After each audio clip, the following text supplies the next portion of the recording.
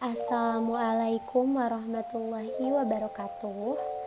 Perkenalkan, nama saya Tia Agustina, mahasiswa dari Universitas Pendidikan Indonesia, Prodi Pendidikan Ekonomi 1B. Saya akan melaksanakan knowledge sharing tentang keunggulan ideologi Pancasila dengan ideologi yang lainnya. Di sini, saya akan memenuhi tugas mata kuliah Pendidikan Pancasila oleh dosen Bapak Supriyono.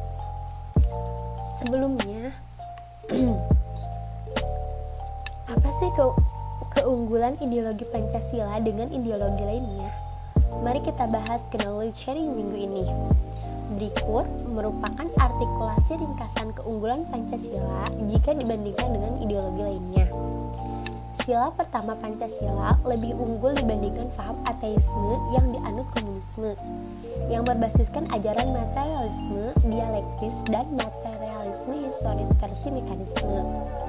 Berbeda dari Marxisme dan Leninisme yang menjangkarkan ideologinya pada paham sejarah dan alam yang berwujud materi dan kembali lagi pada materi. Dalam suatu gerak materi yang menempuh siklus abadi tanpa akhir, ideologi Pancasila pertama menjangkarkan sekaligus menjiwai sila-sila yang lain, kemanusiaan, kerakyatan, dan keadilan sosial. Dalam realitas yang pertama dan ultim, sekaligus memberikan orientasi yang lebih luhur dan transenden dalam diri manusia penghayatnya. Sila kedua Pancasila. Apa sih keunggulan sila kedua Pancasila dibandingkan dengan ideologi lainnya? Sila kedua Pancasila berupa prinsip kemanusiaan yang adil dan beradab, mau menunjukkan jalan tengah konsep tentang manusia yang lebih seimbang dan bijaksana sebagai tandingan dari konsentrasi konseptual antara paham liberalisme, kapitalisme, yang melihat gambaran manusia sebagai subjek pelaku bebas yang dapat mendeterminasi dirinya sendiri, dan homo economicus murni dengan paham sosialisme komunisme yang melihat gambaran manusia sebagai yang dibentuk oleh totalitas relasi-relasi sosialnya. Pandangan Friedrich dan Marx awal juga sebagai Zookpolitikon Aristoteles atau Homo socius, manusia sebagai makhluk politik dan makhluk sosial. Sekarang kita bahas sila ketiga dari Pancasila.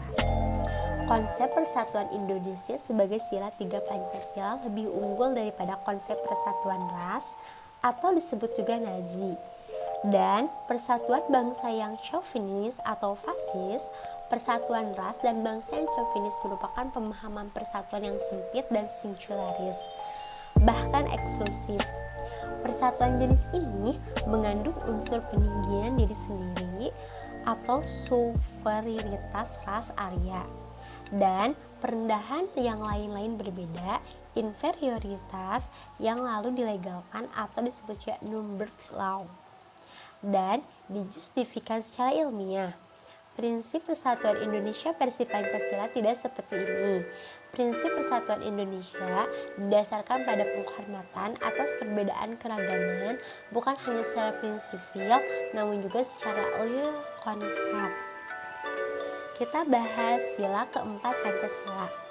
Apa keunggulan sila Pancasila dari ideologi lainnya? Sila keempat Pancasila lebih unggul dibandingkan paham kerakyatan yang diusung baik oleh sosialisme maupun fasisme. Dalam pidatonya di depan sidang BPU PKI pada 1 Juni 1945, Soekarno mengatakan, dasar itu ialah dasar mufakat, dasar perwakilan, dasar permusyawaratan. Prinsip kerakyatan yang diwujudkan dalam badan permusyawaratan atau perwakilan yang dipimpin oleh hikmat kebijaksanaan dalam bentuk tuntunan moral lewat agama dan tuntunan akal budi lewat filsafat. Mereka merupakan amanah para bapak pendiri negara Indonesia yang membedakannya dengan membuatnya lebih unggul dari prinsip kerakyatan atau disebut juga solidaritas sosial yang bertumpukan pada perjuangan dan antagonisme kelas yang dicita-citakan sosialisme dan Marxisme. Sekarang kita bahas yang terakhir, sila kelima Pancasila. Sila kelima Pancasila yang berimplikasi pada konsep kesejahteraan sosial dan demokrasi, ekonomi lebih unggul daripada konsep pasar bebas yang diusung liberalisme, kapitalisme, dan bentuk barunya, yaitu paham neoliberalisme, maupun ekonomi yang dikontrol sepenuhnya oleh negara tanpa dalam paham komunisme maupun fasisme. Berikut knowledge sharing saya hari ini. Terima kasih atas perhatiannya. Assalamualaikum warahmatullahi wabarakatuh.